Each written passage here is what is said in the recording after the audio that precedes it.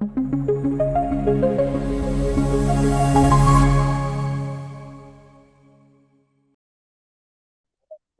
había que comer Pandora. Hola chicos, muy buenas tardes, ¿cómo están? Sí. Vamos a meternos por acá para comer fresco.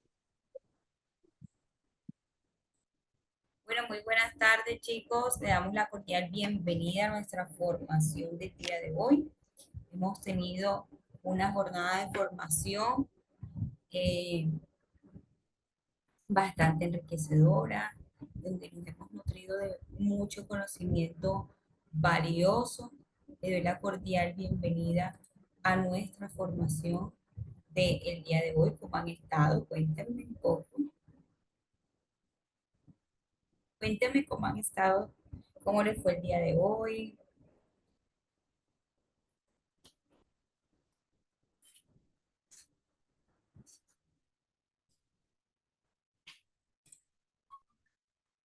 Todo en orden, todo bien, gracias a Dios. Ok. Bueno, chicos, hola Georgelina, hola Emanuel, a los que me han saludado, buenas tardes, ¿cómo les ha ido? ¿Cómo les van? ¿Todo bien? Bueno, chicos, como les decía, les doy la cordial bienvenida a nuestra formación. Hemos tenido hasta el momento 3 días de formación. Hoy sería el cuarto día de formación que hemos venido desarrollando nuestra temática en trastornos de la conducta alimentaria, ¿vale? Hemos desarrollado diferentes actividades que nos han llevado a tener una mayor noción de lo que son los trastornos de la conducta alimentaria. Hemos hecho actividades, bueno, esto ha estado enriquecedor y el día de hoy no va a ser la excepción. Así que, chicos y chicas, vamos entonces el día de hoy a seguir con nuestra formación. Permítame un segundito. ¿Cómo estás, Ángela, Emanuel, Georgelina, Marisol, Yanilda? Bueno, bienvenidos a todos, Nelcy, bienvenidos a todos. Y los que se vayan conectando, bueno, nos vamos poniendo al corriente con nuestra formación. Entonces, chicos, hasta el momento hemos desarrollado eh, diferentes trastornos de la conducta alimentaria, ¿verdad? Y el día de hoy, buenas noches, Ángela. El día de hoy vamos entonces a proseguir con nuestro siguiente trastorno. Entonces, hasta el momento vimos el enfoque biopsicosocial, vimos el trastorno de anorexia nerviosa, ¿verdad? Su epidemiología, conductas, hemos hecho diferentes actividades, vimos también lo que era la bulimia nerviosa, asimismo también las manifestaciones clínicas, y la evaluación, el tratamiento, la nutrición, y que compete a un equipo multidisciplinario para que haga parte de este proceso y podamos juntos ayudar y motivar a nuestro paciente a mejorar estos hábitos, ¿vale? Ok. El día de hoy vamos a tratar lo que es el trastorno por atracón.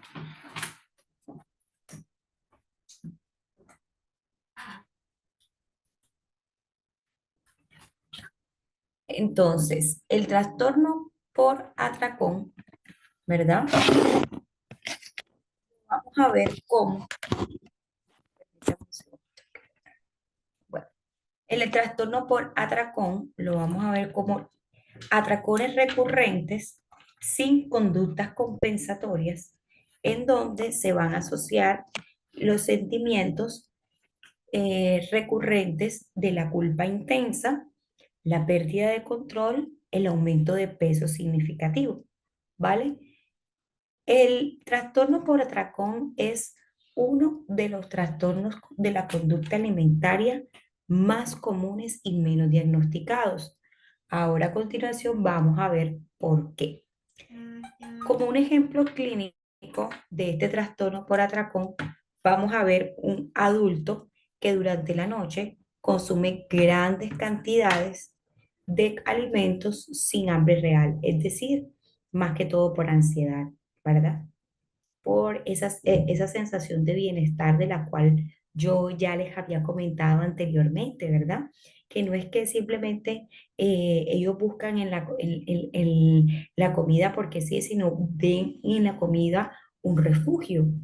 En nuestra primera clase conversábamos que los trastornos de la conducta alimentaria son trastornos que son básicamente enfermedades que conciernen a lo que es nuestra conciencia, ¿verdad? Que es sumamente grave porque es el pensamiento que se tiene sobre las acciones, ¿verdad? Aquí en nuestra imagen que vemos de trastorno por atrancón, miramos una persona que está comiendo o sea, de una forma abrupta los alimentos. Entonces encuentra en esos alimentos de pronto esa necesidad, ¿verdad? De querer de alguna u otra manera minimizar alguna emoción que pudiera estar no manifestando o más bien manifestando, pero de una mala manera, ¿vale? Entonces, como un ejemplo clínico, tenemos un adulto que durante la noche consume grandes cantidades de alimentos sin hambre real, ¿verdad? Acompañado de sentimientos de culpa y sentimientos de vergüenza. Los sentimientos de culpa y de vergüenza son uno de los sentimientos que más se le vienen a la mente a las personas que están pasando por un trastorno de la conducta alimentaria, ¿vale? Entonces, normalmente una persona, indistintamente que sea el trastorno por atrancón, el trastorno de bulimia nerviosa y todos los trastornos que hemos visto hasta el momento, una de las emociones más recurrentes en estos trastornos es precisamente los sentimientos de culpa y de vergüenza. ¿Por qué? Porque luego que se hace la acción, ¿verdad? Luego del atracón, luego del vómito, luego de esta acción, ¿verdad? Ellos tienden a sentir y saben que esto no está bien. Entonces no es que no sepan que no está bien, saben que no está bien, pero luego de es que sienten, ¿verdad? Esta emoción, ¿vale?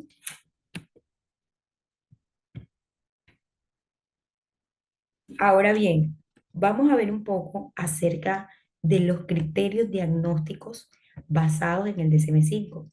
Como yo les venía manifestando, aquí no solamente se trata de ver signos y síntomas, sino contrastarlo con lo que es los criterios basados en el DSM-5, ¿vale? Y ustedes saben, ya yo se los he comentado en sesiones anteriores, y es que no solamente validar los criterios diagnósticos que claramente nos van a dar una noción más amplia y más grande de las cosas, sino también poder validarlo y constatarlo con pruebas y evaluaciones, ¿verdad? De tipo escrita incluso, aunque si bien es cierto, existen hoy en día cantidad de pruebas escritas, de las cuales también ya les he mencionado. Existen algunas otras pruebas ya estandarizadas que hacen un poco menos complejo el proceso de evaluación. Entonces, para los criterios diagnósticos basados en el DCP-5, vemos entonces como signos episodios recurrentes de atracones definidos por una ingesta en un periodo de tiempo determinado, ejemplo, de 2 horas, en una cantidad de comida significativa, mayor de la que la mayoría consumiría en circunstancias similares. Entonces aquí no es que solamente como, sino la cantidad, ¿verdad?, de comida que puedo yo consumir, valga la redundancia, y al menos por un tiempo determinado de, ejemplo, 2 horas, ¿vale? Ahora bien, esta sensación de falta de control sobre la conducta alimentaria durante el episodio, es decir, se deriva o se destierra del todo lo que nosotros llamamos el autocontrol. Las funciones ejecutivas básicas como son el control, probablemente hemos escuchado mucho acerca de ello. Sin embargo, hoy por hoy sabemos, por ejemplo, que la amígdala cerebral es una de las partes de nuestro cuerpo que incurren en qué tanto nosotros, en la toma de nuestras decisiones. Por otro lado, también se encuentran las funciones ejecutivas básicas en nuestro lóbulo frontal, ¿verdad? Y precisamente en estudios de neurociencia se ha identificado que al momento de que una persona está pasando por un trastorno de la conducta alimentaria, probablemente hay algunas zonas de nuestro lóbulo frontal que están viéndose intervenidas allí en ese proceso. Por eso cuando hablamos de trastornos de la conducta alimentaria, es tan importante indagar las causas, las consecuencias, el por qué se está derivando esta situación y poder a partir de allí ayudar a nuestro paciente a evocar el trauma si es necesario. Ahora no siempre puede ser un trauma. Ya de eso también les he comentado en sesiones anteriores, que no precisamente todo se debe a un trauma, ¿verdad? Hay situaciones que le generan angustia, ¿verdad? A esta persona ya sea de situaciones pasadas o si bien es cierto, ya sea de lo que, con lo que la persona se enfrenta todos los días, ¿verdad? Las redes sociales, los comentarios positivos o negativos de las demás personas, la autoexigencia. Y veíamos que dentro de la prevalencia de los criterios, sí, del diagnóstico, va más enmarcado hacia las mujeres, ¿verdad? Digamos, por este pensamiento de que las mujeres siempre tenemos que vernos esbeltas, siempre tenemos, entonces si no somos esbeltas, entonces no somos merecedoras de, por ejemplo, un pensamiento bastante arraigado y bastante prehistórico, pero hoy por hoy aún se concibe de esta manera. Ahora bien, sin embargo, para el trastorno por atracón, por ejemplo, cambia totalmente.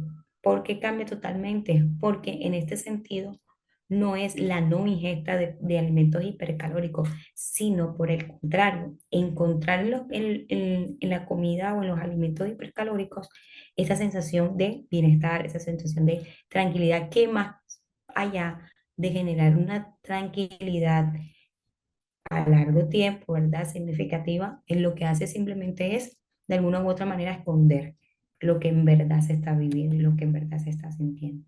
Por eso es necesario que una persona ante un trastorno de la conducta alimentaria pueda validarse por psicología e incluso por psiquiatría para constatar cuál es la razón del por qué está pasando estos episodios. ¿Ok? Entonces, los episodios se asocian con al menos tres de los siguientes. Comer mucho más rápido de lo normal es uno de los signos que vemos dentro del trastorno por atraco. Comer hasta sentirse incómodamente lleno, es decir, no se come como tal para calmar el hambre que no, a cualquiera le puede dar, sino comer hasta no más, o sea, hasta reventarse, hasta ya definitivamente perder el control y los estribos de la alimentación. Comer grandes cantidades sin hambre física, es decir, no tengo hambre, pero acudo a comer porque con ello me siento bien, ¿verdad? Comer solo por vergüenza, sentimiento de asco, de culpa o depresión, pues del episodio. ¿Vale? Entonces, los episodios anteriormente manifestados se van a asociar con al menos de los siguientes que ya les acabo de referir. Entonces, es una combinación, ¿verdad? Vemos que es una combinación de varios signos. Entonces, por esto es que no es tan fácil llegar a un diagnóstico certero, ¿vale? Porque se deben cumplir, digamos, estas variables, ¿verdad? Que las acabo de mencionar para nosotros poder llegar a un diagnóstico certero. Por otro lado, vemos el malestar significativo respecto a los atracones, porque como bien les decía, la persona luego de cometer la acción se siente culpable, se siente triste, incluso puede llegar a sentirse deprimido, ¿vale? Por el no autocontrol, por la no validación, incluso de sí mismo. Porque es que cuando, aunque no se creyera de esta manera, cuando una persona padece un trastorno por atraco, es incluso, el malestar se puede generar incluso de la no validación de sí mismo, ¿vale? Entonces, al no validarte a ti mismo, te tiendes a tener conductas autosaboteadoras, autoboicoteadoras, ¿vale? Que esto más allá, ¿verdad? De la lógica, porque la lógica nos dice, bueno, pero si eh, quieres bajar de peso, a dieta, a ejercicio, etcétera, eso es lo que nos dice la lógica. Sin embargo, efectivamente, como lo dice el nombre, el trastorno da para que la persona, en vez de tomar una decisión acertada con respecto a esto, que es el ejemplo que les acabo de colocar, muy lejos de eso, se auto boicotea, se autosabotea e incluso puede llegar a tener estos episodios de eh, los atracones. La frecuencia, que debe ser al menos una vez por semana durante 3 meses. Esto también es importante que dentro de los criterios diagnósticos se mencione. ¿Por qué? Porque a veces no se, bueno, a veces no se puede diagnosticar a una persona que no haya tenido una frecuencia del menos durante 3 meses, ¿vale? ¿Por qué? Porque de pronto la persona solamente tuvo un episodio y no necesariamente pueda tener el trastorno, ¿me hago entender? De pronto una persona lo ha hecho una o dos veces en el mes porque se sintió muy lleno, porque, en fin, pero no tiene como tal el diagnóstico. Entonces es importante que podamos validar el tiempo que esta persona ha mantenido con este tipo de conducta. Es decir, hablamos entonces de la frecuencia con la que esta persona ha desarrollado la acción, básicamente. No se asocia con conductas compensatorias recurrentes. Esto lo diferencia de la bulimia, ¿vale? Porque entonces podíamos mencionar que tienen mucha similitud, y sí, tienen mucha similitud con respecto al trastorno de bulimia. Sin embargo, cuando hablamos de trastorno por atrancón, no se asocia con conductas compensatorias recurrentes, ¿vale? Ok. Vamos a ver un poquito ahora acerca de la epidemiología del trastorno por atracón.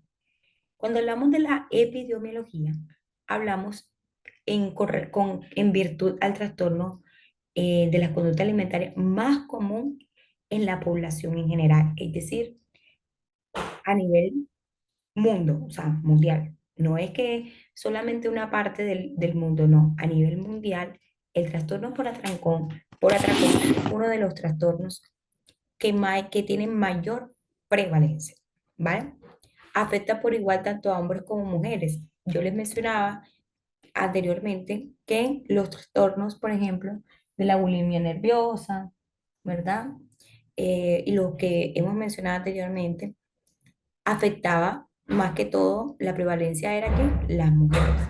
Ahora, cuando hablamos del trastorno por atracón, hablamos de que afecta por igual tanto a hombres como a mujeres, ¿vale? No hay aquí prevalencia de sexo.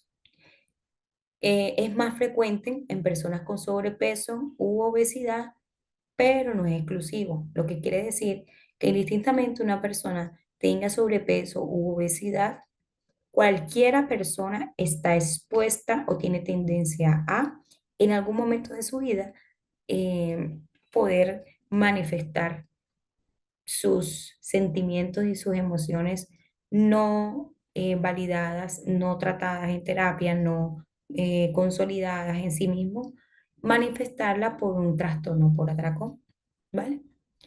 El inicio típico es normalmente al final de la adolescencia o incluso en la adultez temprana. Son más o menos los tiempos en los que una persona pudiera desarrollar el trastorno por atracón, ¿vale?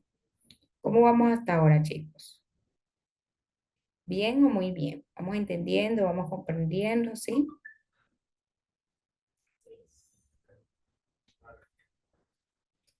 Chicos, me gustaría leerlos. ¿Cómo vamos? ¿Cómo vamos, chicos?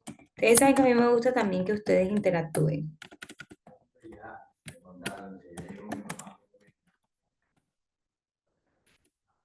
Bueno, hay clases que son un poco más vivenciales, como hay clases que son un poco más magistrales.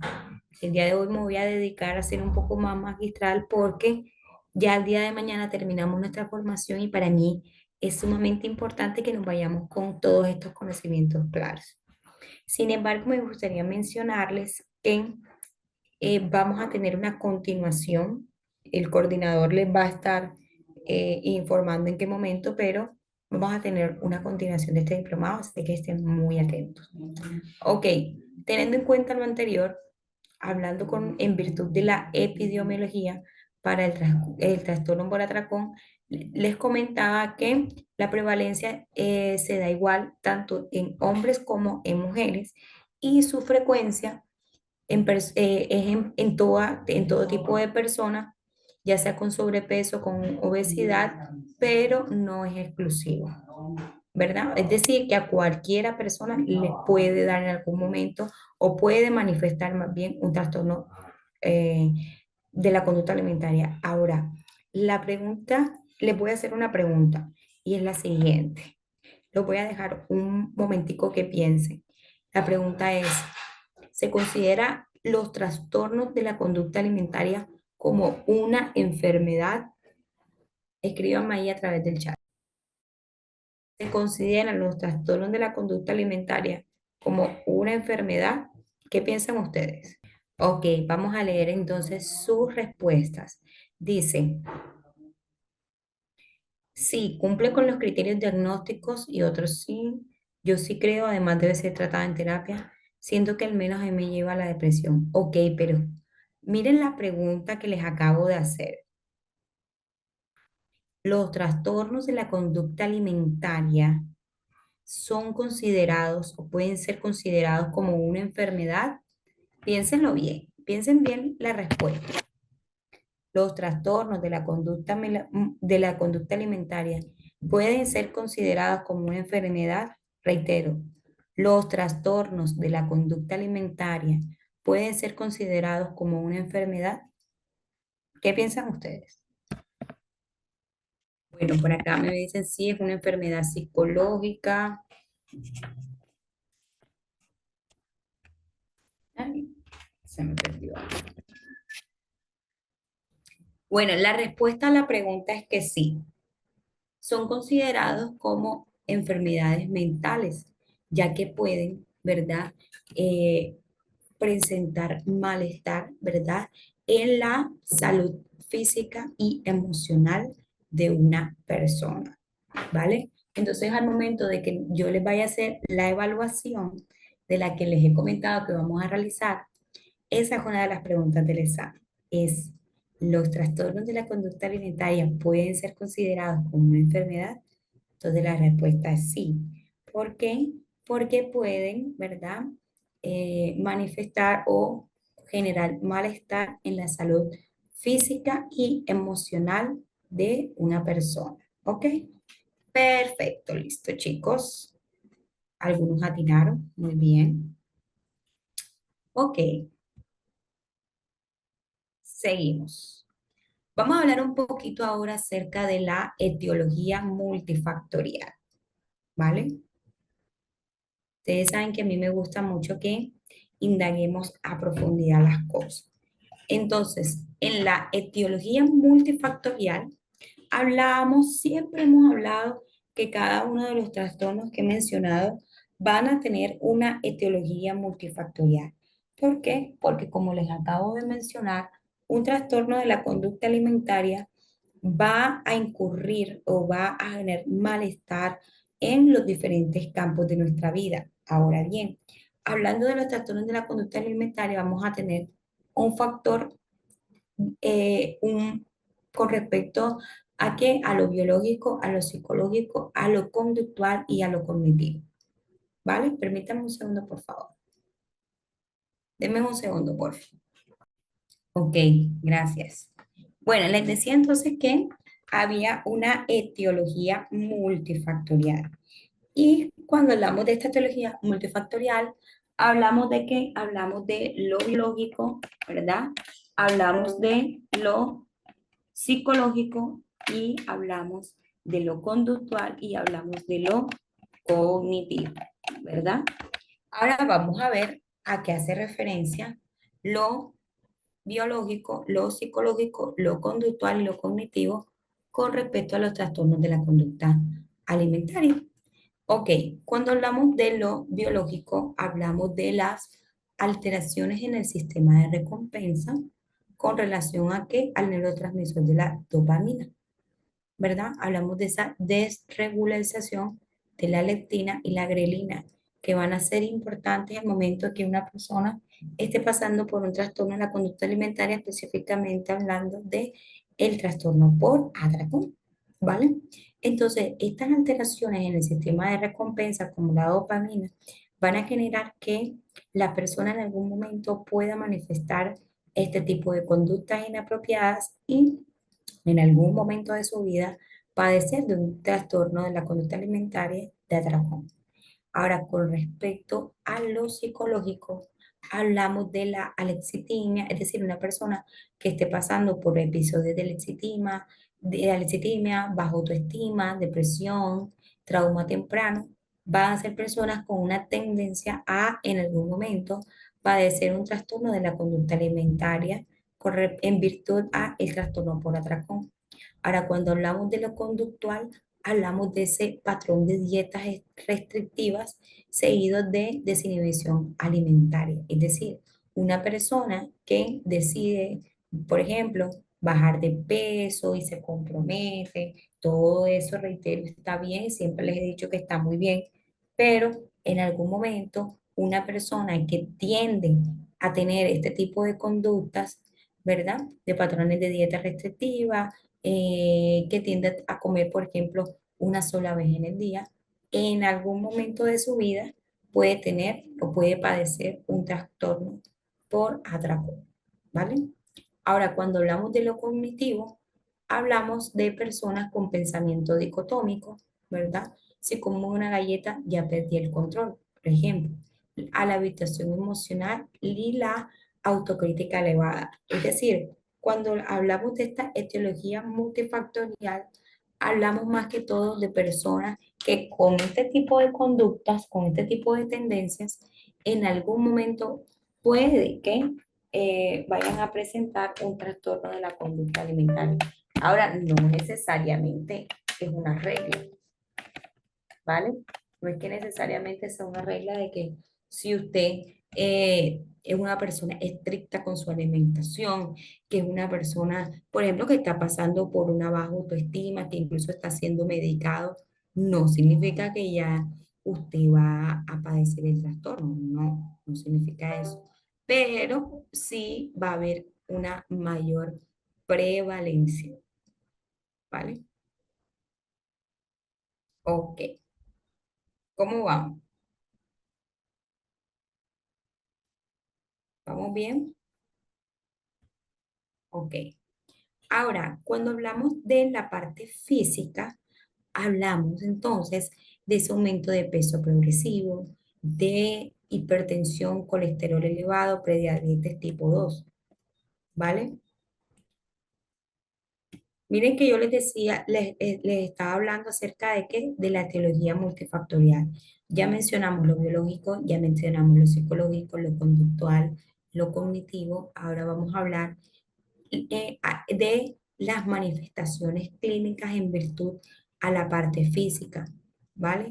Entonces, en la parte física podemos ver las cosas que a la persona se le van a notar, ¿vale? O incluso signos que no se pueden notar, como por ejemplo la hipertensión, ¿verdad?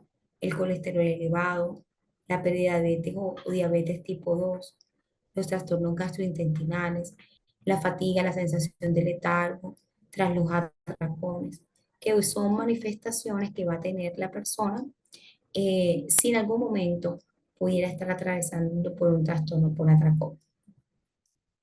Con respecto a los conductuales y las manifestaciones conductuales y emocionales, vemos entonces estos episodios de ingesta nocturna,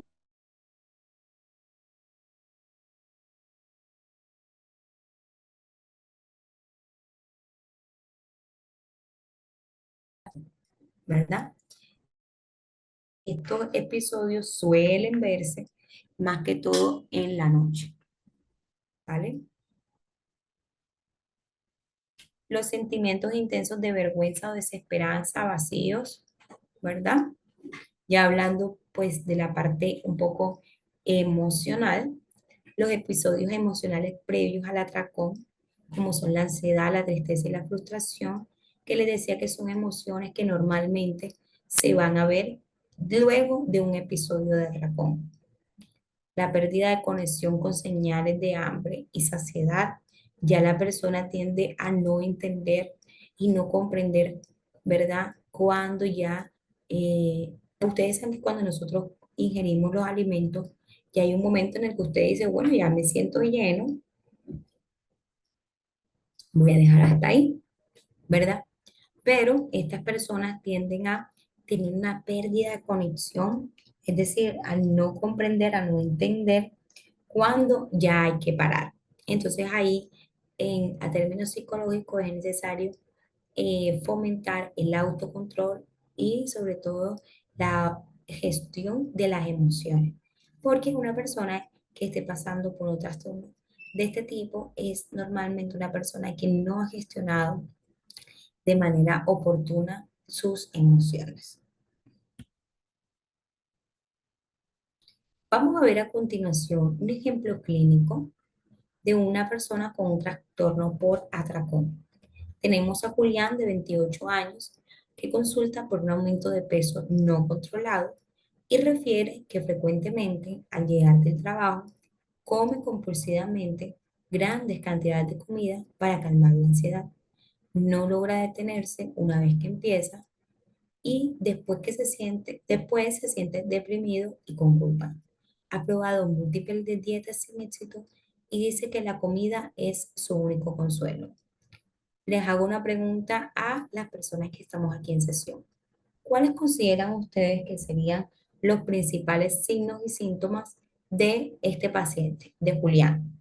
¿Cuáles consideran ustedes que serían los principales signos y síntomas en virtud del caso, por supuesto?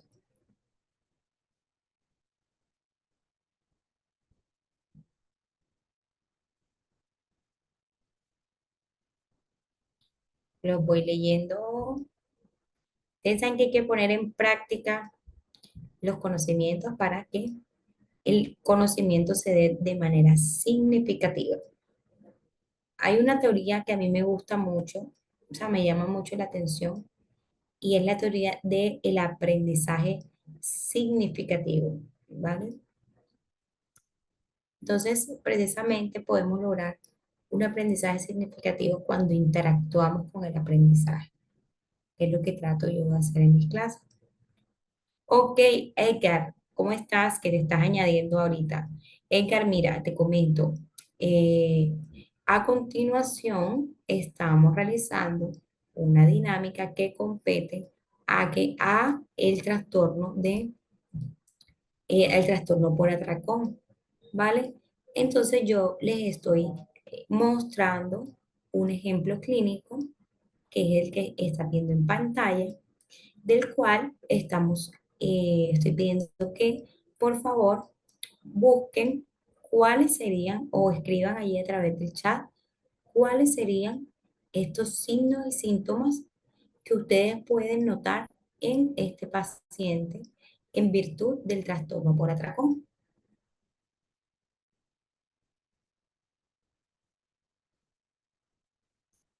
Entonces el caso es este que están viendo en pantalla. Chicos, no todos a la vez. Ahora, si no quieren de pronto escribir, pueden también habilitar los audios para que también me lo puedan decir por audio. ¿Cuáles son estas señales de alarma que vemos en este caso? ¿Quién dice yo? O si no, ustedes saben que yo llamo dedocráticamente. Ok, ok, listo. Lean bien, perfecto. Que como ya ustedes son unas personas súper capacitadas, entonces a veces les sobreexijo, pero no. Está bien, vamos a leerlo con detenimiento.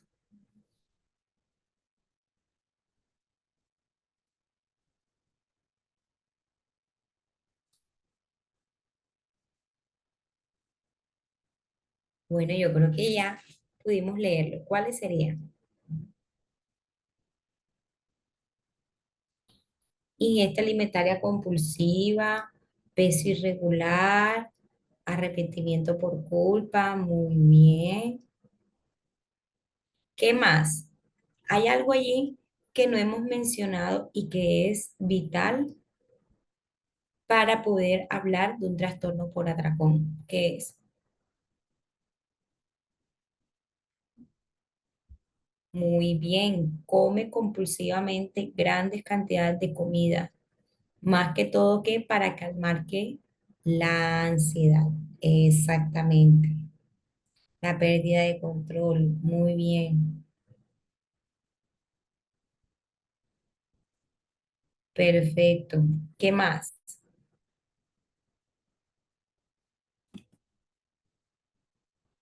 Bueno, ahorita más adelante vamos a ir hablando un poquito más de este caso.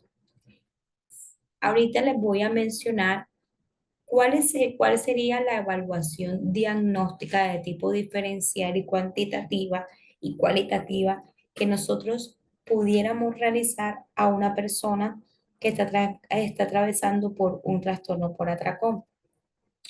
En primera instancia tenemos el cuestionario de trastorno por atracón, BDQ, ¿vale? Que es un cuestionario por medio del cual la persona se ve expuesta para realizar este cuestionario e identificar si realmente está pasando por el trastorno o no. El Eating Disorder Examination Questionnaire, ¿vale? Es otro tipo de evaluación diagnóstica. Les decía ahorita y les hacía un paréntesis en que nosotros vamos a estar eh, habilitando un diplomado en evaluación diagnóstica, porque si bien es cierto, yo les he mencionado cuáles serían las evaluaciones, no nos quedaría el tiempo para nosotros poder mencionar cada una de ellas, ¿vale? Y realmente constatar punto por punto. Entonces, bueno, en cuanto la corporación vaya eh, a compartir esta formación, pues se les hará llegar el mensajito, que va a ser muy pronto. ¿Por qué? Porque sería como profundizar los conocimientos en evaluación diagnóstica de los trastornos anteriormente mencionados. Dicho esto, tenemos también dentro de la evaluación diagnóstica la evaluación de nivel de malestar, impacto funcional y de autoimagen, que precisamente aquí validamos cuál es el autocontrol, ¿verdad? Perdón, el autoconcepto que se tiene de la persona, ¿verdad? Eh, y se evalúa también el nivel de malestar, en qué pico se encuentra la persona, ¿vale? Con relación al malestar. ¿Y por qué lo está buscando de esta manera? Diario alimentario y emocional. Chicos, es muy importante el tema de que usted pueda realizar rutinas, ¿vale? Las rutinas son generan muchísima productividad. Cuando las personas están decaídas a nivel de productividad, una de las cosas que se recomienda es realizar un diario o realizar rutinas para evitar eh, no hacer las cosas en los tiempos oportunos, mejorar nuestra eficiencia y nuestra eficacia, ¿vale?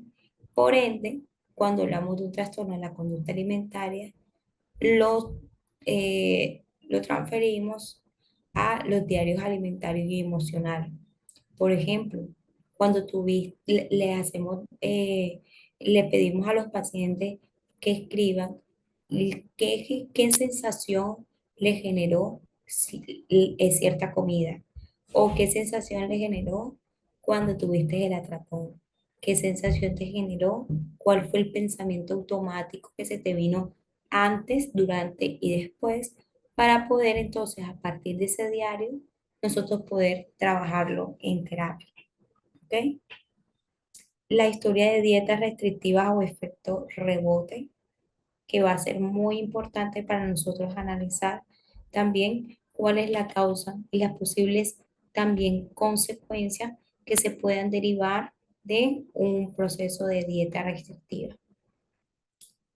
Tenemos por otro lado el tratamiento interdisciplinario y con relación a lo psicológico vamos a tener la psicoterapia. Miren chicos que en los diferentes trastornos que les he mencionado, siempre la psicoterapia va de primero, porque es muy importante la indagación del por qué, ¿vale? En la psicoterapia tenemos la terapia cognitivo-conductual para el atracón, es decir, no es una psicoterapia cualquiera, o no digamos cualquiera, no es una psicoterapia común. Cuando hablamos de psicoterapia con relación a los trastornos de la conducta alimentaria, hablamos de terapias terapias enfocadas en cada uno de los trastornos. Por eso es muy importante y yo siempre hago hincapié en que usted cuando inicie un proceso terapéutico vaya con un especialista de la salud que ya haya tenido no solamente estudios, sino experiencia en el trastorno o en la situación en la que usted esté pasando. ¿Cómo así? Listo. Puede que sí, puede que y esto a veces suele confundirse porque a veces en algunas partes, incluso de Colombia o del mundo, un psicólogo general, es decir, un psicólogo con pregrado, puede realizar psicoterapia individual, ¿vale? Pero, sin embargo, sería muy provechoso que si usted está pasando, por ejemplo, por un trastorno de la conducta alimentaria, por ansiedad, por depresión, etcétera, pueda ir con un especialista que vaya acorde a esa situación por la cual usted está atravesando. Entonces, por ejemplo, en el caso de el trastorno por atracón, miren que aquí somos muy incisivos en decir que la psicoterapia debe ser enfocada ¿qué? A el trastorno por atracón, ¿vale? El que normalmente esto es una especialidad, ¿vale? No necesariamente solamente de trastornos, sino de trastornos de la conducta alimentaria, sino en general, varios trastornos que se ven en esta especialidad. Las técnicas de regulación emocional y conciencia plena, es decir, conectarnos con el aquí y el ahora, la reestructuración del pensamiento catastrófico, como por ejemplo, ya arruiné todo. Es decir, que luego que pasan por una situación en donde hubo un atracón, normalmente se va a pensar, yo siempre arruino todo, siempre hago las cosas mal. Hola chicos, no sé por qué, pero me sacó de la reunión. Pero bueno, ya estoy aquí nuevamente, ¿vale? Ok, permítame un segundín, porfis.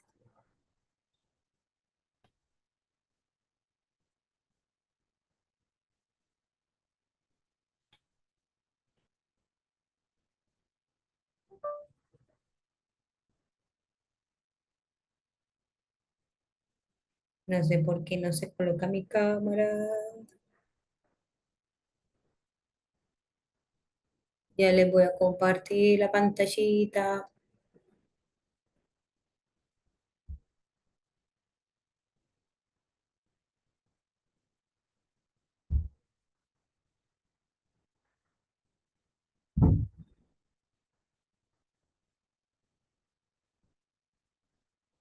Permítame un segundito, por favor.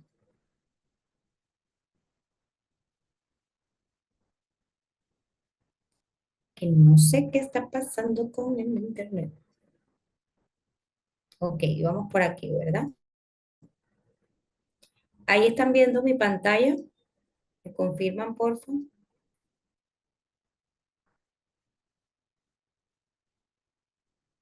Chicos, ¿están viendo ahí mi pantalla? ¿Sí?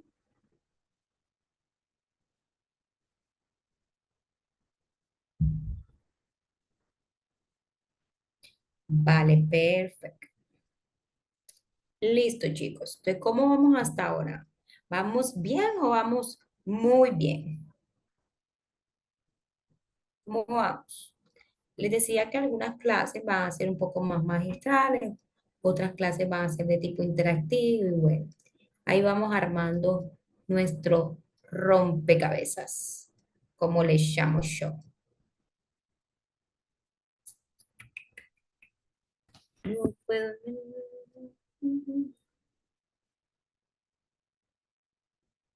Vamos a ponerlo en grande para que se aprecie mucho mejor.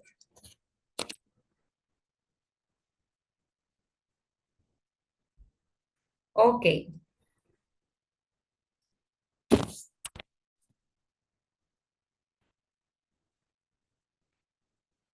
entonces,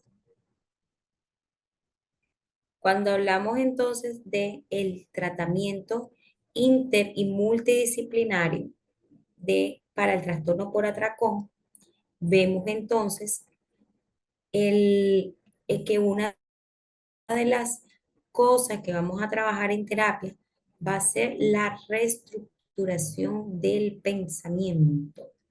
Chicos, a los que están aquí, a los que hacen parte de este diplomado, yo de verdad les sugiero que en algún momento de su vida, ¿vale? De verdad que muchas veces tenemos en la mente pensamientos que van muy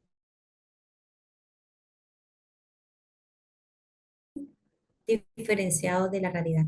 Y cuando ven que va, va a cambiar muchísimo la noción de lo que nosotros tenemos que está pasando con nuestra vida, ¿vale? Por otra parte, tenemos entonces el trabajo en la autoaceptación corporal y la autoestima. ¿Por qué es tan importante este tema de la autoestima? Ustedes dirán, bueno, pero ya muchos nos mencionan acerca de la autoestima y la autoestima, pero ¿por qué es tan importante la autoestima? ¿Ustedes por qué creen que es tan importante la autoestima? Chicos, la autoestima es una de las cosas más importantes y por lo que muchas personas sufren en el mundo, ¿vale? Muchas personas sufren precisamente por una baja autoestima, ansiedad, depresión, enojo, furia, calma, vergüenza, mucho, mucho, mucho. La gente expresa de manera inadecuada este tema de la no aceptación, ¿vale? Entonces, cuando nosotros validamos y constatamos que realmente la persona ha mejorado su autoconcepto, su autovalía, es una persona que probablemente muchos de estos signos y síntomas van a ir mejorando, ¿vale? Entonces, no es solamente tratar en general, por eso cuando hablamos de psicoterapia con respecto a este tema de los trastornos de la conducta alimentaria, no es solamente hablar de la relación que se tiene con la comida, sino de la relación que se tiene, por ejemplo, con los padres, de la relación que se tiene con la vida, si estamos felices con la vida que tenemos, si hay que cambiar algo, si hay que mejorar algo, si hay que tener una mejor relación con tu parte espiritual, tu parte emotiva, tu parte física. Es decir, poder nosotros mejorar la relación con nosotros mismos para luego entonces sí validar y constatar cuál es la relación que tienes con la comida.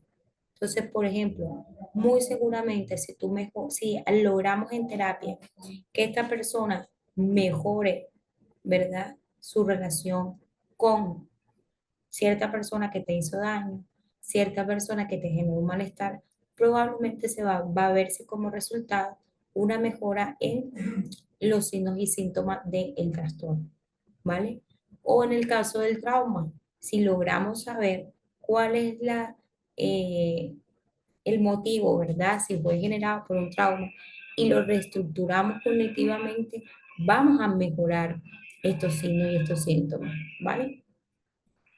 El trabajo en la autoaceptación corporal y la autoestima son realmente de las cosas más complejas que hay cuando se trabaja con una persona del trastorno de la conducta alimentaria o con cualquier otro tipo de trastorno incluso. Listo, hablamos de un enfoque multifactorial, ¿vale?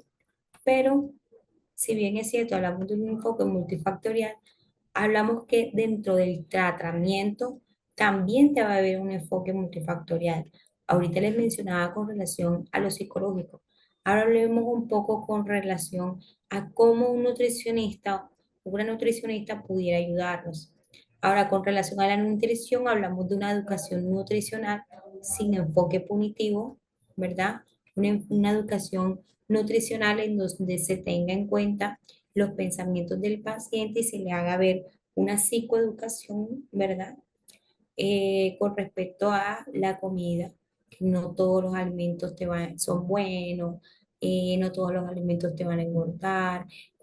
Sí, vamos a educar al paciente a que tenga una mejor ingesta de alimentos y más saludable. La restauración del patrón regular de comida, tres principales más dos snacks. Esta es una de las cosas más fuertes, ¿verdad? Una de las cosas más fuertes y más complejas que puede haber después de un trastorno. Puede ayudarle a restaurar sus patrones de comida regulares. Esto es sumamente complejo y no es algo que se obtiene de la noche a la mañana. Es algo que se obtiene con el tiempo, es algo que se obtiene con la tenacidad, con el compromiso que el paciente tenga consigo mismo también, porque es una decisión.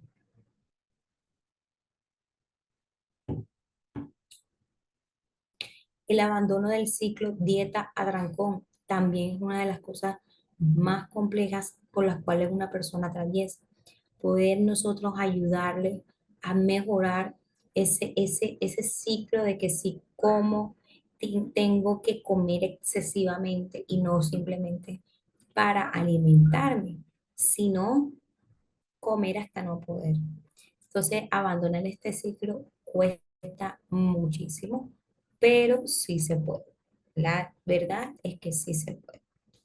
La reconciliación con la comida, es decir, comer sin culpa, sin reglas rígidas, es sumamente maravilloso cuando usted puede ver a su pacientico que vino ya sea por bulimia, por anorexia, por cualquier tipo de trastorno, que pueda reconciliar, pueda resignificar el concepto de la ingesta de alimentos.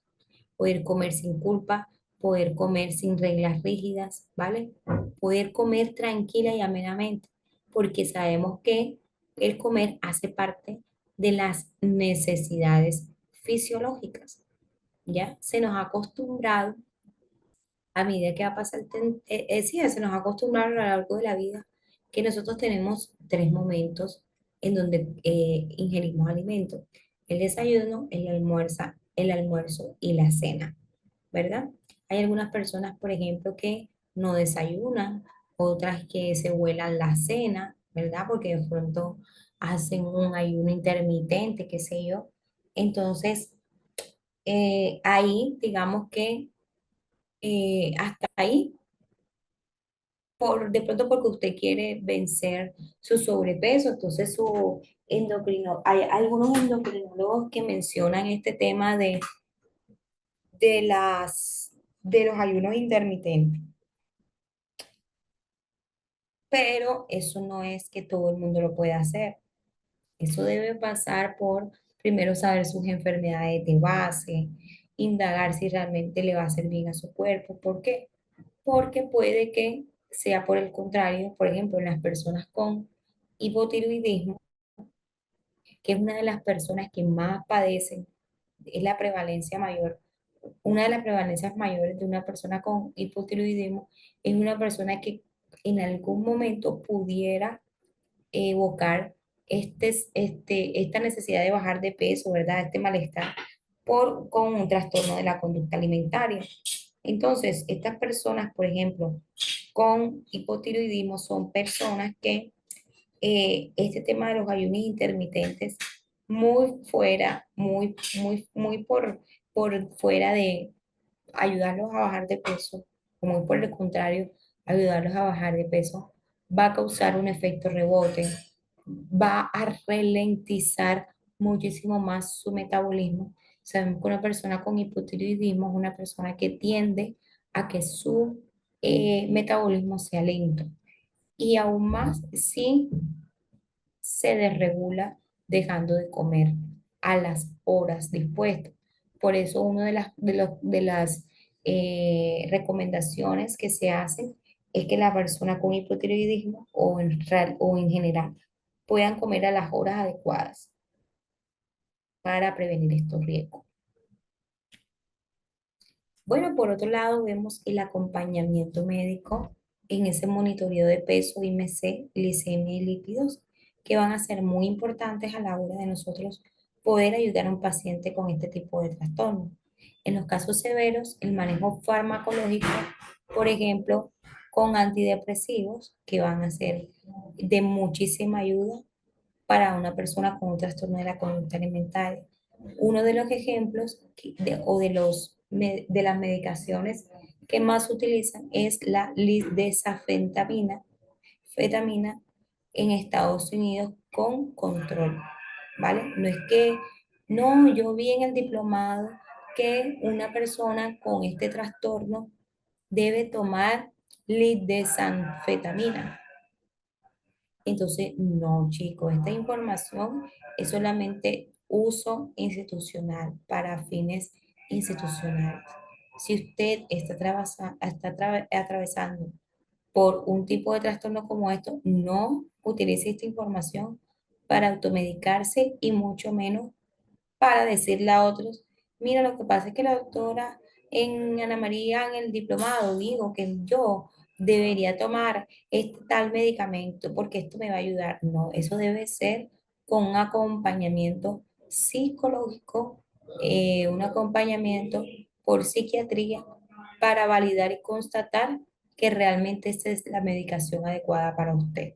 ¿Ok? Eso quiero que les quede muy claro. Por otro lado, dentro del acompañamiento médico, vemos la prevención de las complicaciones metabólicas, lo que les mencionaba ahorita.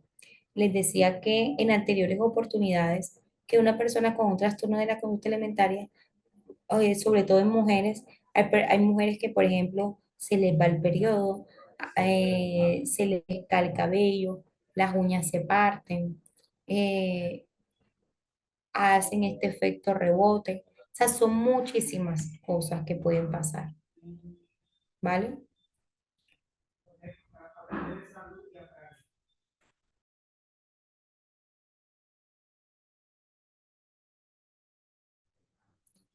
¿Vale?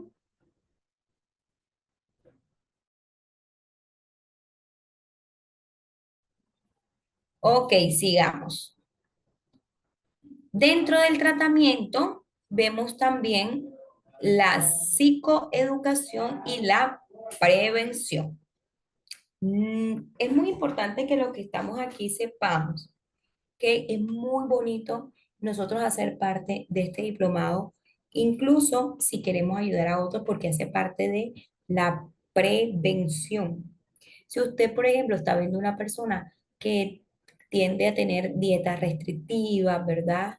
Es una persona que tiende a privarse mucho de la ingesta de alimentos, que come, por ejemplo, una sola vez al día, etcétera, y todos los signos que hemos visto anteriormente, ya usted debe crearse en usted una alarma, ¿vale?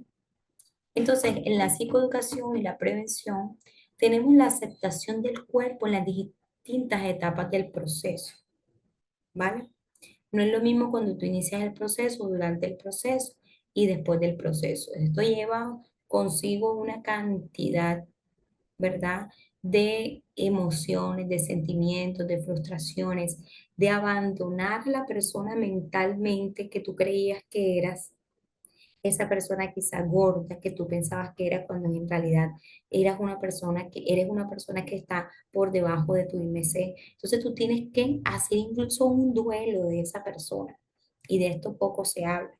Hacer un duelo de esa persona que tú pensabas que eras, ¿verdad? Y reconciliarte con la persona que realmente eres. Entonces, Cuando una persona está pasando por un trastorno de la conducta alimentaria, debe resignificar y atravesar el duelo de abandonar la persona que creías que eras y reconciliarte con la persona que en realidad eres, ¿vale? Las estrategias de afrontamiento emocional sin recurrir a la comida. Buscar otro tipo de estrategias de afrontamiento ante situaciones de crisis para evitar eh, pasar por este tipo de condiciones. Buscarse un amante, ¿cómo así? Te dirá, doctora, ¿cómo así que buscarse un amante? Sí, cuando hablamos de buscarnos un amante, es buscar aquellas cosas que nos apasionan, aquellas cosas que disfrutamos hacer, aquellas cosas con las que nos sentimos felices, contentos, diferentes, que podemos ser nosotros sin miedo, sin culpas. De pronto es el ejercicio, de pronto es hablar con una persona, no sé, leer un libro, ir al parque, cualquiera que sea una actividad saludable que te ayude a ti a gestionar tu emoción, ¿vale? Sin tener que recurrir a la ingesta de alimentos hipercalóricos. La inclusión de actividades placenteras no centradas en la comida, como las acabé de mencionar ahorita. El trabajo con las redes de apoyo es fundamental. Poder psicoeducar a la familia, a los amigos, poder fomentar grupos terapéuticos en donde sientas que no solamente tú haces parte, sino que no solamente tú estás pasando por una situación como esta, sino que hay muchas más personas como tú atravesando esta condición. ¿Cuáles son las complicaciones asociadas al trastorno por atracón? La obesidad y las comorbilidades metabólicas va a ser una de las fundamentales.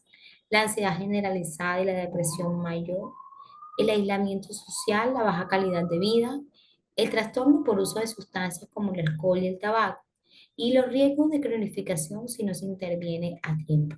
Son una de las complicaciones asociadas que una persona con un trastorno trancón en algún momento puede manifestar debido a el trastorno. O sea, esto sería el después de que usted empieza con estas malas conductas o inapropiadas conductas de alimentación, usted puede desarrollar o la persona puede desarrollar todas estas otras complicaciones, ¿vale? Por eso es tan importante la prevención, el antes de poder nosotros identificar antes que suceda el trastorno para nosotros poder mejorarlo y evitar todas estas complicaciones anteriormente mencionadas. ¿Cuáles van a ser las claves terapéuticas? Las claves terapéuticas van a ser enfocar la intervención en la regulación emocional y el sentido de vacío que normalmente presentan o evocan las personas con un trastorno de la conducta alimentaria y que intentan llenarlo con la ingesta de comida, más que en la comida. Abandonar el lenguaje de culpa, comer bien es verse mal. A veces este tipo de personas pudieran manifestar este tipo de pensamiento. Es que si como desayuno, almuerzo y cena me voy a ver mal, ¿verdad? Un ejemplo, validar el uso de la comida como mecanismo de defensa sin reforzarlo, ¿vale? Fomentar la compasión corporal y la flexibilidad alimentaria. No es que yo ya voy a decir, no, yo no voy a comer más nunca azúcar, por ejemplo. Usted puede en algún momento comer alimentos hipercalóricos, no va a pasar nada, pero que no se fomente a diario esta conducta, ¿vale? Trabajar la conexión con el cuerpo y la saciedad, es decir, una alimentación consciente, en donde podamos ingerir todos los alimentos incluso, pero es que la comida no es mala, chicos.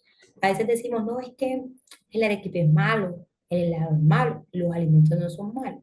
Lo que es malo es comerlo con muchísima frecuencia, porque claramente va a afectar tus niveles de azúcar en sangre, va a afectar el colesterol, bueno, y un montón de complicaciones asociadas. Pero si usted, por ejemplo, lo hace de vez en cuando hace esta ingesta de estos alimentos, no va a pasar absolutamente nada. ¿Cómo vamos? ¿Cómo vamos? ¿Cómo vamos? Hoy me han dejado hablar solita. Entiendo que es porque, bueno, hemos trabajado una temática bastante interesante, pero me gustaría saber cómo vamos, cómo perciben hasta el momento nuestra clase del día de hoy. ¿Cómo vamos? ¿Cómo vamos? Los leo, los leo, los leo. A ver, Ángela, Emanuel, Marisol, ¿cómo vamos, chiquitines? ¿Se está entendiendo el concepto? ¿Es claro? ¿Es conciso? ¿O no, profe? La verdad es que yo no le entiendo nada, me siento perdida, me siento perdido.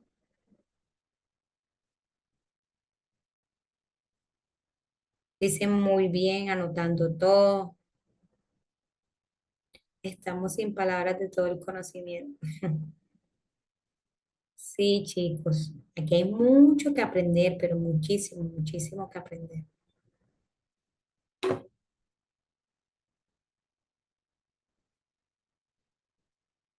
Ok, bueno, sigamos entonces. Sigamos prestando atención, mucho conocimiento y detalles. Así es.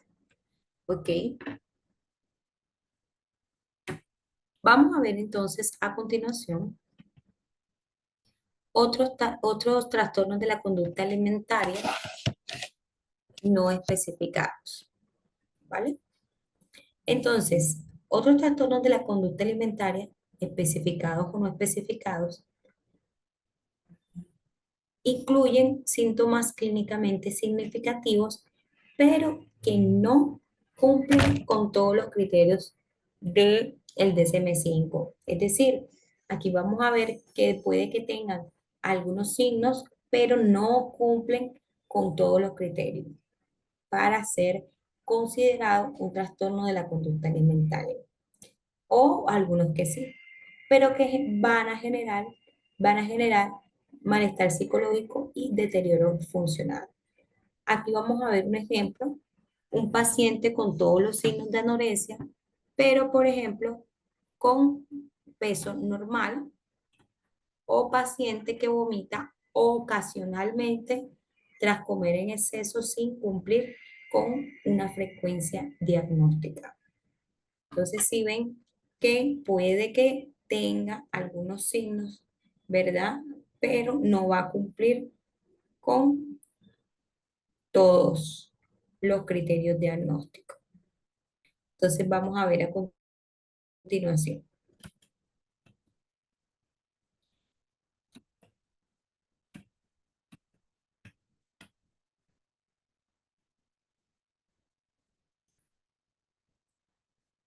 Ok, antes de ver eh, la siguiente diapositiva, me gustaría mencionar si tienen alguna duda, alguna inquietud, si todo está claro, ¿sí? ¿Todo está claro? ¿Conciso la información? ¿O tienen alguna duda, alguna inquietud que les gustaría mencionar? Que mientras me vas diciendo si tienen una duda o una inquietud, te voy diciendo que eh, estos tipos de diagnósticos, ¿verdad? Normalmente eh, hay algunas personas, como les decía, que puede que tengan algunos signos, algunos síntomas, pero no cumplen con todos los criterios. ¿Qué creen ustedes que pudiéramos trabajar en terapia con relación a estas personas de las cuales no se cumplen todos los criterios? ¿Qué piensan ustedes? ¿Qué deberíamos trabajar? Dice la comunicación con el pariente, el aquí y el ahora, la autoestima, sus metas, estabilidad emocional. Ok, sí. Todo eso que ustedes acaban de decir es sumamente necesario, pero más allá de eso, se tiene que trabajar la prevención. ¿vale? Es decir, educar a la persona para hacerle ver que estos signos son solamente el comienzo de una enfermedad o de un trastorno futuro, ¿vale? Poder educar a esta persona y decirle, mira, estás pasando por los primeros signos de alarma, ¿verdad? Por esto es necesario que entiendas que hay un factor de riesgo, ¿verdad? Hay un factor de riesgo al cual está siendo expuesto y que es necesario que lo hagas consciente para poder evitar, es decir, antes de que puedas tú mostrar como tal el trastorno, ¿vale? Esto cuando hablamos de los trastornos no especificados, ¿vale? Yo les decía al inicio de nuestras sesiones que hay unos manuales de diagnóstico, los cuales son el CIE-11 y el DSM-5, ¿vale?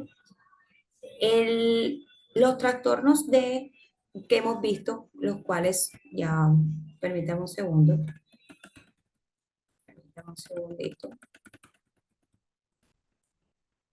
para mostrárselos aquí en pantalla.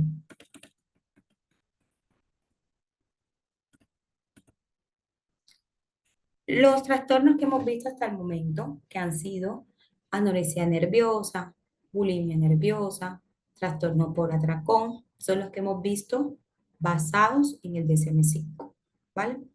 Vamos a ver los mismos trastornos y sus definiciones a partir ahora de la CIE-11, el manual de la CIE-11, ¿vale? Eso es todo lo que hemos visto hasta el momento. Ahora, según la clasificación de los trastornos de la conducta alimentaria basados en el manual de diagnóstico CIE-11, vemos a la anorexia nerviosa caracterizada por un peso corporal significativamente bajo en relación con la edad y la estatura debido a una restricción sostenida de la ingesta alimentaria que se acompaña de un miedo intenso a ganar de peso y una alteración grave en la percepción del propio cuerpo. Esta es la definición basada en la CIE-11.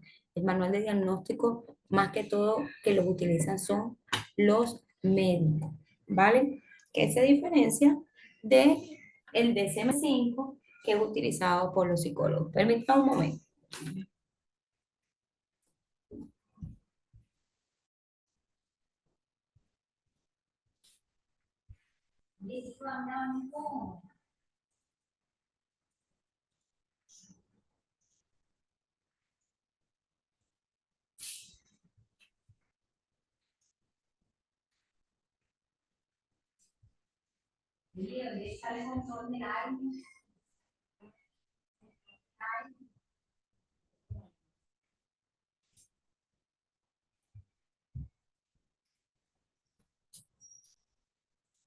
Pásame el abanico.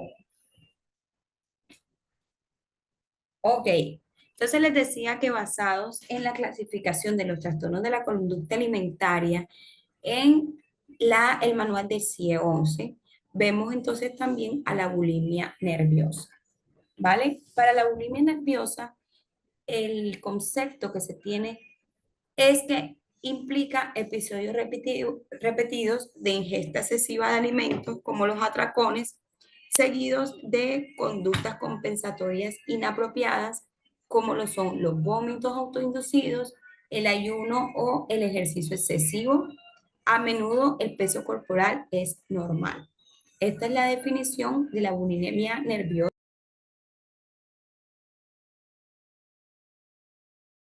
con relación a la CIE-11. Voy a decir de rapidez porque lo que quiero es que se queden con el concepto, no solamente basado en la CIE-11, en el DSM-5, sino en la CIE-11.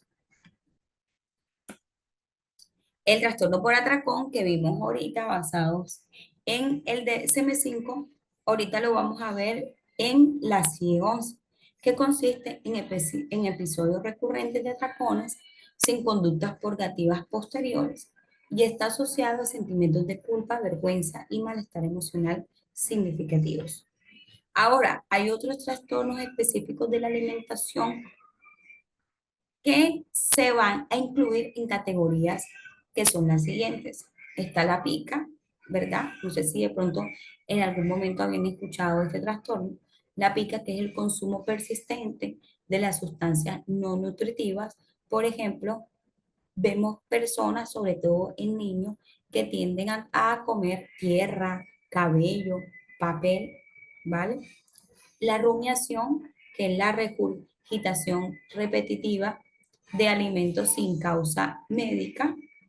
El trastorno por evitación o restricción de la ingesta de alimentos ARFID, con una evitación de la comida no por preocupación por el peso, sino por el desinterés o el miedo a atragantamiento o sensibilidad sensorial. Otros no especificados, como son las presentaciones clínicas relevantes que no cumplen todos los criterios formales. Entonces, miren que estos son otros trastornos no especificados de la conducta alimentaria o de la ingestión que no cumplen con los criterios para ser diagnosticados, pero que si bien se tienen en cuenta, ¿vale? En el momento de hablar de la ingesta de alimentos, ¿vale? La pica, que es la ingesta persistente de sustancias no comestibles, vamos a definirla como la conducta persistente de la ingestión de sustancias como la tierra, el cabello, el hielo, incluso el yeso, por al menos un mes, en un patrón no cultural ni adaptativo al desarrollo. ¿Por qué? Porque sabemos, por ejemplo, que hay algunas culturas que comen cosas que de pronto nosotros decimos, yo sería incapaz de comer este alimento. Entonces, no podemos, no podemos mencionar esta, no podríamos decir que una persona puede sufrir de pica si hace parte de su cultura ingerir un tipo de alimento extraño, ¿ya? Esto es más que todo cuando la persona no, no por cultura, no es por el desarrollo de estar en cierto país, o por ejemplo vemos en países como la India, que consumen alimentos súper extraños. Entonces, bueno, ahí no podemos decir que la persona tiene pica, pero en cambio personas de una cultura tradicional, por decirlo de alguna manera, que tiende a comer este tipo de alimentos, bueno, no alimentos, de sustancias no nutritivas, podría estar presentando pica. ¿Cuáles son los criterios diagnósticos según el DSM-5 para la pica? El consumo de sustancias no alimenticias durante al menos un mes, inapropiado para el desarrollo no exploratorio como en los bebés. No podemos decir obviamente que un bebé tiene pica porque él apenas está explorando el mundo, ¿verdad? Entonces hace parte de su desarrollo.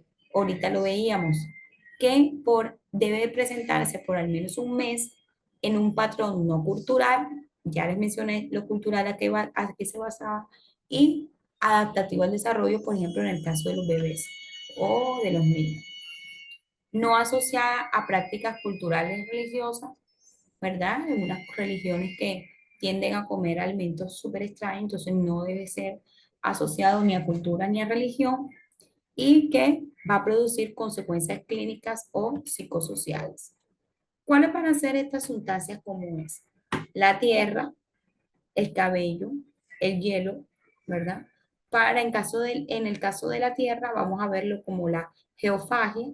Para el caso de la tierra, del cabello, vamos a verlo como tricofagia. Para el caso del hielo, como la pagofagia.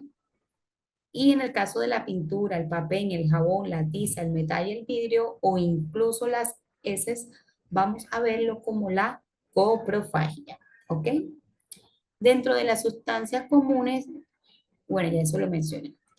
Dentro de las complicaciones vamos a ver las obstrucciones intestinales, las infecciones parasitarias y el envenenamiento por plomo o problemas dentales o incluso desnutrición. Pues claramente al consumir este tipo de sustancias va a hacerle un daño a tu organismo, que más adelante se va a ver afectado tu intestino grueso, tu intestino delgado, puedes tener parásitos, en fin, son muchas comorbilidades que usted, incluso envenenamiento, porque de pronto esa sustancia que usted ingirió sea nociva para el organismo y que a largo plazo vaya a verse de esta manera. Un ejemplo clínico es un niño de 7 años sin retraso del desarrollo que come tierra y pintura regularmente. La madre reporta problemas gastrointestinales recurrentes y bajo rendimiento escolar. Niega hambre al hacerlo y lo describe como una sensación tranquilizante.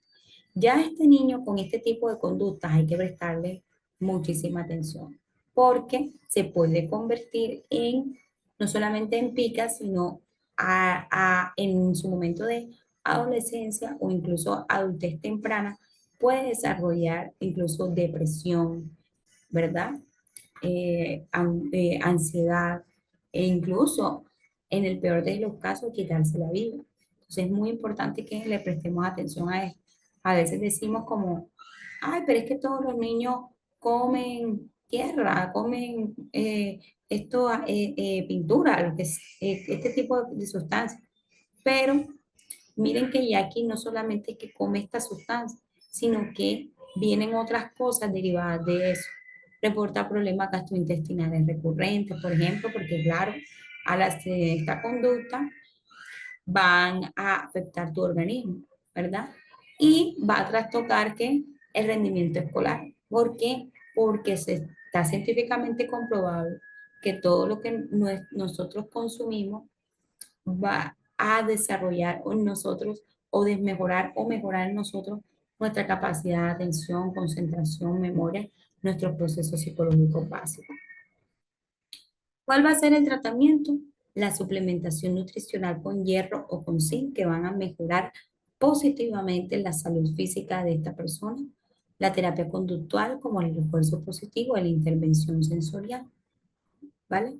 Si comes esto, te voy a dar tal cosa, por ejemplo, te voy a dejar que juegues tanto tiempo con esto que te gusta, es decir, refuerzo positivo. Ahí hablamos un poco de lo conductual, la intervención sensorial, que también va a ser efectiva en el proceso, el trabajo psicoeducativo con cuidadores para fomentar, eh, bueno, todo lo relacionado a la alimentación y qué se puede y qué no se puede hacer en un proceso de acompañamiento y la evaluación de causas subyacentes como son las psicológicas o las médicas. ¿Vale? ¿Cómo vamos, mis chiquitos? ¿Bien o muy bien? ¿Cómo vamos? Excelente. Bueno, como les decía, era importante que el día de hoy nosotros pudiéramos abordar esta temática de esta manera porque para mí es muy importante que los conocimientos se vayan súper claros, ¿vale? Y es muy importante que también me digan si tienen alguna duda, alguna inquietud, algo que les haya parecido diferente, raro, extraño. Les hago una pregunta. ¿Ustedes habían escuchado anteriormente la pica, por ejemplo, o es nuevo para ustedes? Chicos, les recuerdo mientras que van pensando que el día de mañana vamos a tener nuestra evaluación. ¿Cómo va a ser esta evaluación? Bueno, antes de la evaluación vamos a terminar de dar nuestra clase eh, de trastornos de la conducta alimentaria, ¿vale? Porque aún nos falta mencionar lo que es la regurgitación, por ejemplo, los criterios diagnósticos de la misma, cuáles son las poblaciones más afectadas con respecto a este diagnóstico, ¿vale? Eh, los subtipos clínicos, ¿ok? Entonces, bueno, vamos también a hacer una, ¿cómo es? Una actividad grupal de cierre. Y por último, y no menos importante, vamos también a realizar nuestra evaluación. ¿Cómo va a ser esa evaluación? Ya les voy a decir. Yo les voy a mandar a ustedes lo que es un link de Google Forms con preguntas de ABC y hay otras preguntas que son de argumentación, es decir, que usted debe escribir, ¿vale? Y luego entonces vamos a retroalimentar las preguntas, las respuestas, ¿vale? Poder validar si todos realmente quedaron con el mismo concepto o si hay alguna duda, alguna inquietud, etcétera, ¿vale?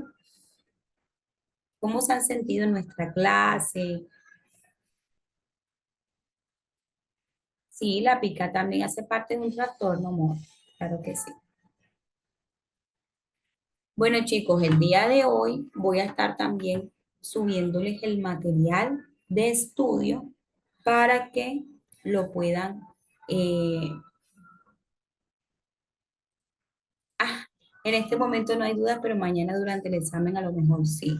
Sí, hoy voy a enviarles el material, voy a colgar el material de estudio para que, bueno, quienes hayan ya cancelado puedan eh, bajarlo. ¿Vale? Entonces a todos los que están aquí, eh, pues sugerirle que adquieran, ¿verdad? Este material de estudio porque va a ser importante para nuestra evaluación, ¿vale? Para que usted pueda repasar, para que usted pueda ir validar conceptos, incluso también para que usted luego pueda hacer sus propias capacitaciones, ¿vale? Eso es lo chévere de nosotros poder hacer este tipo de diplomados porque no solamente nos queda la información, sino también nos queda un material para nosotros más adelante poder también trabajar en él, ¿vale? Ok, perfecto, listo. Me gustaría saber si tienen alguna duda, alguna inquietud o todo en orden. Bueno, chicos, hoy vamos a terminar nuestra clase un poquito más temprano de lo normal, ¿vale? Que quiero darle como también el espacio. De pronto sé que el día de mañana no van a tener como tanto tiempo de estudiar. Entonces me gustaría que este tiempito que nos resta de clase lo tomemos para estudiar, para nuevamente leer, para indagar, ¿verdad? Acerca de lo que son los trastornos de la conducta alimentaria. Reitero, si usted todavía no ha adquirido el material de estudio, sería fenomenal que usted lo adquiriera para que podamos juntos estudiar en este resto de tiempo que nos queda. Si usted tiene alguna duda, alguna inquietud con respecto al material de estudio, por favor, lo confirma con su coordinador, ¿vale? Entonces, bueno, chicos, vamos a dar entonces por finalizada nuestra sesión del día de hoy, no sin antes agradecerles por haber estado aquí, por hacer parte de este diplomado, porque realmente ha sido un tiempo maravilloso poder contar con la presencia de cada uno de ustedes. No, mañana es clase, porque hay todavía un contenido que falta por dar y hacemos la evaluación y la retroalimentación de la misma y también vamos a hacer una actividad grupal muy interesante. La clase de mañana definitivamente no se la pueden perder, ¿vale? Bueno chicos, si no hay alguna duda, si no hay alguna inquietud, damos por finalizada la clase de hoy. No sin antes agradecerle por su participación, por haber estado en esta clase y por querer todos los días mejorar y nutrirse de mucho más conocimiento. Les deseo entonces una muy feliz noche, que descanse. Bye bye.